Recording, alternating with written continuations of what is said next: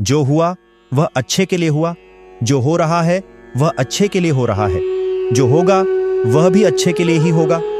तुम अपने वर्तमान पर ध्यान दो, भविष्य की चिंता मत करो। प्राचीन काल की बात है। एक छोटे से गांव में एक किसान और उसकी पत्नी रहते थे। उनका जीवन बहुत साधारण था, लेकिन वे दोनों हर दिन मेहनत से काम करते थे और अपने जीवन को सुखी मानते थे। किसान की जमीन छोटी थी, लेकिन वह अपने खेतों की देखभाल अच्छे से करता था। उसकी पत्नी घर के सभी कामकाज संभालती थी और दोनों मिलकर अपने छोटे से घर में खुश रहते थे। एक दिन किसान ने अपने खेत में काम करते समय एक पुराना खजाना खोद लिया। खजाना सोने के सिक्कों और रत्नों से भरा हुआ था। किसान और उसकी पत्नी बहुत खुश हुए और उन्होंने सोचा कि अब उनके जीवन में कोई संघर्ष नहीं रहेगा। उन्होंने सोचा कि वे अब आराम से रह सकते हैं और अपनी सारी परेशानियों को भूल सकते हैं।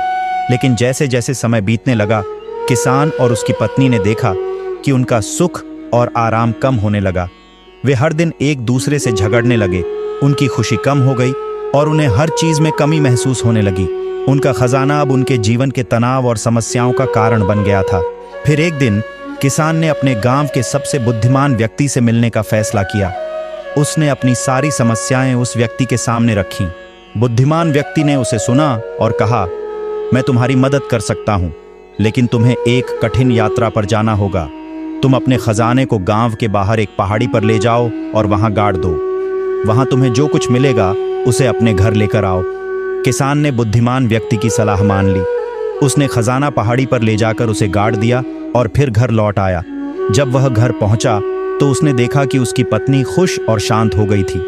दोनों ने अपने जीवन की सरलता को फिर से अपनाया और उनका जीवन पहले जैसा खुशहाल हो गया।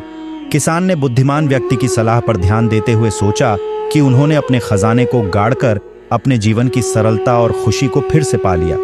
उसने समझा कि अधिक धन और संपत्ति से अधिक संघर्ष और तनाव भी आ सकता है। जीवन में सच्ची खुशी और संतोष साधारण चीजों में ही पाया जाता है, न कि धन और ऐश्वर्य में। इस कहानी से श्री कृष्ण ने यह सिखाया कि जीवन के संघर्षों और समस्याओं का समाधान केवल बाहरी वस्तुओं में नहीं, बल्कि आत्मसंयम और सही दृष्टिकोण में छिपा होता है। सुख और शांति बाहरी चीजों से नहीं, बल्कि मन की स्थिति से आते हैं। इस प्रकार किसान ने अपनी समस्याओं से सीखा कि सच्ची खुशी और संतोष को प्राप्त करने के लिए जीवन की सरलता और मन की शांति को बनाए रखना आवश्यक है। जीवन के संघर्षों पर श्री कृष्ण द्वारा दिए गए 101 उपदेश जीवन में संघर्ष स्वाभाविक है। उसे स्वीकार करो और उसे एक अवसर के रूप में देखो। संघर्ष से भागने के बजाय उसका सामना करो और उससे सीखो। असफलता जीवन का हिस्सा है। इससे डरने के बजाय इससे सीखो और आगे बढ़ो। संघर्ष के समय धैर्य रखना आवश्यक है। धैर्य से ही संकटों का सामना किया जा सकता है। संघर्ष की स्थिति में सकारात्मक सोच से मानसिक शक्ति बढ़ती है और समाधान प्राप्त होता है। संघर्ष के दौरान अपने उद्देश्य और लक्ष्य पर ध्यान केंद्रित करो और उससे विचलित मत हो। हर संघर्ष में कुछ न कुछ सीखने को मिलता है। उसे समझो और आत्मसात करो। संघर्ष के समय आत्मविश्वास बनाए रखना महत्वपूर्ण है। खुद पर विश्वास रखो और निरंतर प्रयास करो। संघर्ष के दौरान समय का सही उपयोग करके स्थिति को सुधारने का प्रयास करो। संघर्ष के समय आत्मविश्लेषण करने से समस्याओं के मूल कारण को समझा जा सकता है। संघर्ष का सामना करने के लिए ठान लो कि तुम इसे पार करोगे। संकल्प से शक्ति मिलती है। संघर्ष का समाधान ढूंढो, समस्या पर ध्यान मत लगाओ। संघर्ष के बावजूद अपने सपनों को देखने और उन्हें साकार करने का प्रयास करो। संघर्ष के समय बदलाव आ सकते हैं, उन्हें अपनाओ और नई दिशा में आगे बढ़ो। संघर्ष के समय दूसरों से सहायता प्राप्त करने में कोई हिचकिचाहट मत रखो। संघर्ष जीवन को परिपक्व बनाता है, इसे एक अवसर के रूप में देखो। संघर्ष के दौरान मन की शांति बनाए रखना महत्वपूर्ण है। शांति से ही सही निर्णय लिए जा सकते हैं। संघर्ष के समय आत्मसंयम बनाए रखना आवश्यक है, इससे मानसिक स्थिरता बनी रहती है। संघर्ष के दौरान अपने स्वास्थ्य का ध्यान रखना जरूरी है। शारीरिक और मानसिक स्वास्थ्य से ही अच्छे निर्णय लिए जा सकते हैं। संघर्ष के समय सच्चाई को अपनाओ और उसके अनुसार कार्य करो। संघर्ष के समय प्रेरणा पाने के लिए सफल लोगों की कहानियां पढ़ो और उनसे सीखो। संघर्ष के दौरान अपने लक्ष्य को स्पष्ट रूप से समझो और उसी दिशा में प्रयास करो। संघर्ष को एक अवसर के रूप में देखो जिससे तुम अपनी क्षमताओं को दिखा सको। संघर्ष धैर्य का परीक्षण करता है। धैर्य रखकर समस्याओं का समाधान ढूंढो। संघर्ष के दौरान आत्मविश्लेषण करने से अपनी कमजोरियों को पहचान सकते हो और उन्हें सुधार सकते हो। श्री कृष्ण कहते हैं कि कर्म करो, फल की चिंता मत करो। कर्म ही तुम्हारा धर्म है और उसे पूरा करने में ही जीवन की सच्ची सार्थकता है। अपने मन को नियंत्रित करना सबसे बड़ी विजय है। जो अपने मन पर विजय प्राप्त कर लेता है वह संसार की सभी बाधाओं को पार कर सकता है। जो व्यक्ति अपने मन को स्थिर कर लेता है उसके लिए कोई भी कार्य असंभव नहीं होता। ध्यान, योग और आत्मनियंत्रण से मन को स्थिर करो। श्री कृष्ण कहते हैं कि सत्य का मार्ग कभी आसान नहीं होता, लेकिन जो इस पर चलता है उसे जीवन में शांति और संतोष की प्राप्ति होती है। किसी भी परिस्थिति में धैर्य मत खो। जीवन में समस्याएं आएंगी, लेकिन धैर्य और साहस से उनका सामना करो। श्री कृष्ण कहते हैं कि परिवर्तन संसार का नियम है। जो आज है वह कल नहीं रहेगा। इसलिए जो भी करो उसे पूरी लगन और समर्पण से करो। स्वार्थ से मुक्ति और परोपकार में लिप्त रहना ही सच्चा धर्म है। दूसरों की सेवा करना ही ईश्वर की सेवा है। जो व्यक्ति मोह माया से मुक्त हो जाता है वही सच्चे अर्थों में स्वतंत्र होता है। इच्छाओं का त्याग ही सच्चा त्याग है। श्री कृष्ण कहते हैं कि किसी के लिए बुरा मत सोचो, न ही किसी से द्वेष रखो। अपने मन को पवित्र और शांत रखो, क्योंकि शुद्ध मन ही आत्मा की सच्ची पहचान है। संघर्ष के समय सकारात्मक व्यवहार से स्थिति को बेहतर बनाया जा सकता है। संघर्ष के समय का सही प्रबंधन करके अपनी स्थिति को सुधारने का प्रयास करो। संघर्ष के दौरान सहायक आदतें अपनाने से मानसिक स्थिति को मजबूत बनाया जा सकता है।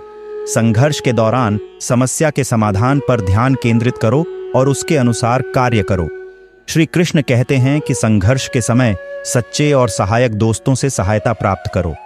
संघर्ष के समय दूसरों के प्रति सहानुभूति दिखाने से रिश्ते मजबूत होते हैं। संघर्ष के दौरान अहंकार से बचो और स्थिति को समझने की कोशिश करो। संघर्ष के समय खुद को प्रेरित करने के लिए आत्म प्रेरणा का उपयोग करो। श्री कृष्ण कहते हैं कि संघर्ष के बावजूद सकारात्मक दृष्टिकोण बनाए रखना आवश्यक है। संघर्ष के समय अपने अच्छे संस्कारों को बनाए रखो और सही व्यवहार करो। संघर्ष के समय स्वस्थ प्रतिस्पर्धा को अपनाओ और दूसरों को भी प्रेरित करो। संघर्ष को प्रतिकूलताओं के रूप में देखो और उन्हें चुनौती मानकर सामना करो। श्री कृष्ण कहते हैं कि संघर्ष के समय आत्म संवाद करने से आत्म समझ और समाधान की दिशा मिलती है। संघर्ष के समय समाधान की खोज में जुटे रहो और समस्याओं का समाधान खोजने का प्रयास करो। संघर्ष के दौरान सकारात्मक ऊर्जा बनाए रखना महत्वपूर्ण है। इससे समस्याओं का समाधान आसान होता है। संघर्ष को जीवन का हिस्सा मानो और उसका स्वागत करो। इससे सीखने का अवसर मिलता है। श्री कृष्ण कहते हैं कि संघर्ष के समय समर्पण और मेहनत से ही सफलता मिलती है। संघर्ष के समय अपनी स्थिति का साक्षात्कार करके उसके अनुसार सुधार करो। संघर्ष के दौरान समय का सही उपयोग करके स्थिति को सुधारने का प्रयास करो। संघर्ष के दौरान अपनी सामर्थ्य का परीक्षण करो और उसे पहचानो। संघर्ष के समय अभ्यास और धैर्य से ही समाधान प्राप्त होता है। संघर्ष के समय सच्ची निष्ठा बनाए रखो और अपने लक्ष्य के प्रति समर्पित रहो। श्री कृष्ण कहते हैं कि संघर्ष के समय सहायक गुणों को विकसित करने का प्रयास करो। संघर्ष के दौरान सकारात्मक आदतें अपनाने से मानसिक स्थिति को बेहतर बनाया जा सकता है। संघर्ष के दौरान सत्य पर भरोसा रखो और सच्चाई के मार्ग पर चलो। संघर्ष के समय स्वीकृति और सुधार की दिशा में काम करो। संघर्ष के समय आत्मसमर्पण से समस्याओं का समाधान मिल सकता है। संघर्ष के बावजूद निरंतर प्रयास करते रहो और सफलता की दिशा में आगे बढ़ो। श्री कृष्ण कहते हैं कि संघर्ष के दौरान अपने साथियों को भी प्रेरित करो और मिलकर समस्याओं का समाधान करो। संघर्ष के समय अपने सच्चे उद्देश्य पर ध्यान केंद्रित करो और उसे प्राप्त करने का प्रयास करो। संघर्ष के समय आत्मसमर्पण से ही सही मार्गदर्शन मिलता है। संघर्ष के दौरान अपने शारीरिक और मानसिक स्वास्थ्य का ध्यान रखना जरूरी है। श्री कृष्ण कहते हैं कि संघर्ष के दौरान समय का सही प्रबंधन करके स्थिति को सुधारने का प्रयास करो। इन उपदेशों के माध्यम से श्री कृष्ण ने अर्जुन को जीवन के संघर्षों का सामना करने और उन्हें पार करने की दिशा में मार्गदर्शन किया। इन उपदेशों को अपनाकर हम संघर्षों को अवसरों में बदल सकते हैं और जीवन में सफलता प्राप्त कर सकते हैं। मित्रों, आशा करता हूं आपको इस वीडियो से बहुत कुछ सीखने को मिला होगा। आपको वीडियो अच्छा लगा हो तो वीडियो को लाइक और चैनल को सब्सक्राइब करें। इस वीडियो को अपने प्रियजनों के साथ अवश्य शेयर कीजिए और कमेंट में जय श्री राधे कृष्ण लिखना ना भूलें। सत्य ही जीवन का आधार है और सच्ची सफलता की कुंजी है। सत्य को जीवन का अभिन्न अंग बनाओ और हर परिस्थिति में उसे अपनाओ। वाणी में सच्चाई रखो और झूठ से दूर रहो। महाभारत के युद्ध भूमि पर जब अर्जुन के मन में धर्म और कर्तव्य को लेकर संदेह उत्पन्न हो गए थे, श्री कृष्ण ने उन्हें गीता के माध्यम से उपदेश देने के साथ ही एक प्रासंगिक कहानी भी सुनाई। यह कहानी अर्जुन को उनके कर्तव्यों और जीवन के उद्देश्य को समझाने के लिए थी। प्राचीन काल की बात है, एक बार एक राजा अपने राज्य में एक दिव्य दरबार आयोजित कर रहा था। इस दरबार में उसने सभी ज्ञानी और प्रभावशाली व्यक्तियों को आमंत्रित किया था। उसी समय एक गरीब ब्राह्मण और उसकी पत्नी अपने छोटे से गांव से दरबार में पहुंचे। ब्राह्मण और उसकी पत्नी बहुत ही साधारण और गरीब थे, लेकिन उनके पास एक अद्वितीय गुण था, सत्य की गहरी आस्था। ब्राह्मण ने राजा से कहा, महाराज, हम आपकी दरबार में आए हैं क्योंकि हमने सुना है कि यहाँ बहुत से ज्ञान और अवसर मिलते हैं। हम चाहते हैं कि आप हमें अपने राज्य में एक छोटा सा स्थान दें, जहां हम अपनी साधना और पूजा कर सकें। राजा ने उनकी विनम्रता और निष्ठा को देखकर उन्हें एक छोटे से गांव में बसने की अनुमति दे दी। ब्राह्मण और उसकी पत्नी ने वहां जाकर एक छोटे से आश्रम की स्थापना की और पूरी भक्ति और समर्पण के साथ साधना और पूजा करने लगे। वहीं उस राज्य में एक सुंदरी कन्या सवित्री एक बहुत ही पवित्र और धर्मनिष्ठ कन्या थी। सवित्री का विवाह सत्यवान नामक एक युवक से हुआ, जो अपने जीवन में बहुत ही मेहनती और ईमानदार था, लेकिन बहुत ही गरीब था। सवित्री के माता पिता उसकी स्थिति को देखकर चिंतित थे, लेकिन सवित्री ने उन्हें आश्वस्त किया कि वह अपने पति के साथ हर परिस्थिति में खुश रहेगी।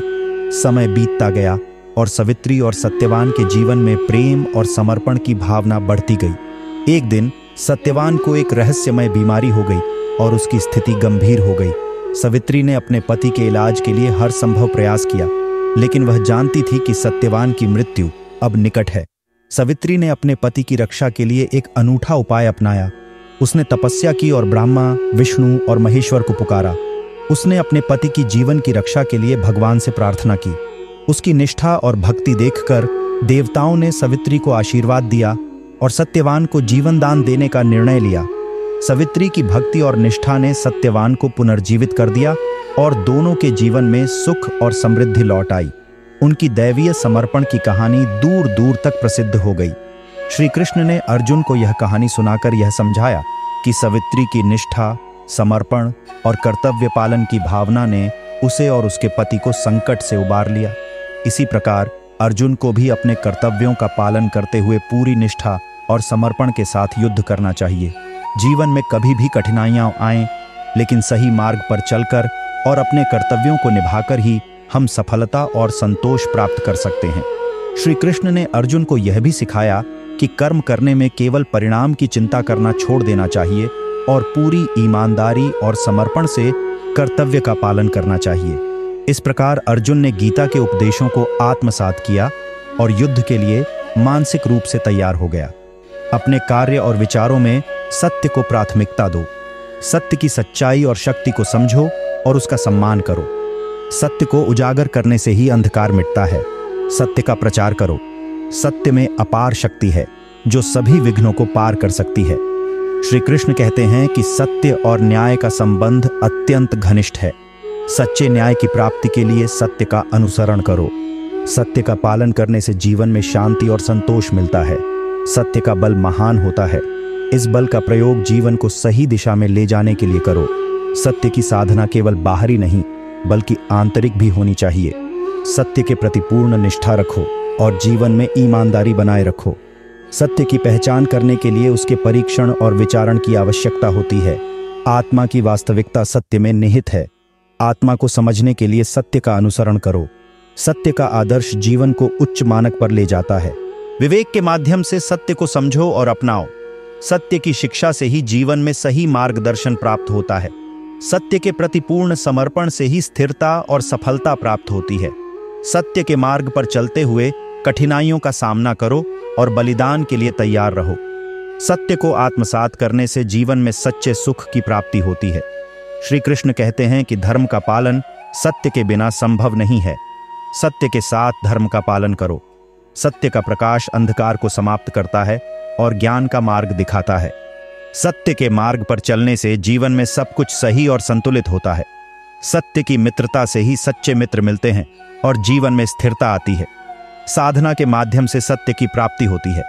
सत्य को समझने के लिए साधना करो। सत्य के प्रति समर्पण से मनुष्य आत्मा को उच्च स्तर पर ले जा सकता है। सत्य का पथ कठिन हो सकता है, लेकिन यह स्थिरता और शांति की ओर ले जाता है। सत्य हमें स्वतंत्रता की अनुभूति कराता है। सत्य का अनुसरण करो और स्वतंत्रता का अनुभव करो। सत्य की शक्ति अपार होती है। इस शक्ति का उपयोग जीवन को सही दिशा में ले जाने के लिए करो। श्री कृष्ण कहते हैं कि सत्य को अपने कर्मों में लागू करो और निष्कलंक कार्य करो। सत्य के साथ प्रेम का पालन करना जीवन को सुंदर और संतुलित बनाता है। सत्य को साझा करने से जीवन में संबंध और सहयोग बढ़ता है। सत्य की अनुभूति से ही आत्मा को शांति और संतोष मिलता है। सत्य की पूजा करने से जीवन में आत्मिक उन्नति होती है। सत्य के संग रहने से व्यक्ति के जीवन में स्थिरता और शांति बनी रहती है। सत्य का अनुसंधान और परीक्षण जीवन की दिशा को स्पष्ट करता है। सत्य और ज्ञान का मेल आत्मा को सच्चे मार्ग पर ले जाता है। सत्य की साधना से जीवन में सही मार्गदर्शन प्राप्त होता है। सत्य की दृढ़ता से सभी समस्याएं हल होती हैं और जीवन में स्थिरता आती है। श्री कृष्ण कहते हैं कि सत्य के प्रति आभार प्रकट करने से जीवन में सकारात्मकता और समृद्धि आती है। सत्य के प्रति विश्वास जीवन को सच्चे मार्ग पर ले जाता है। सत्य का सम्मान करने से आत्मा को शांति और संतोष प्राप्त होता है। सत्य का अनुसरण करने से जीवन में सच्ची सफलता और शांति प्राप्त होती है। सत्य की पथ पर चलने से जीवन में सभी समस्याएं समाप्त हो जाती हैं। सत्य के प्रति ध्यान और समर्पण से आत्मा को शांति और संतोष मिलता है। सत्य की प्रेरणा से जीवन में सकारात्मक परिवर्तन होते हैं। सत्य का नियमित अभ्यास करने से आत्मा को सच्ची उन्नति मिलती है। सत्य का ज्ञान हमें जीवन के गहरे रहस्यों को समझने में मदद करता है। सत्य को स्वीकार करने से आत्मा की सच्ची पहचान होती है और जीवन में संतुलन आता है। इन उपदेशों के माध्यम से श्री कृष्ण ने सत्य के महत्व और उसके पालन की दिशा में मार्गदर्शन दिया है। सत्य को अपनाकर और उसे अपने जीवन में लागू करके हम आत्मिक उन्नति और सच्ची शांति प्राप्त कर सकते हैं। मित्रों, आशा करता हूं आपको इस वीडियो से बहुत कुछ सीखने को मिला होगा। आपको वीडियो अच्छा लगा हो तो वीडियो को लाइक और चैनल को सब्सक्राइब करें। इस वीडियो को अपने प्रियजनों के साथ अवश्य शेयर कीजिए और कमेंट में जय श्री राधे कृष्ण लिखना ना भूलें।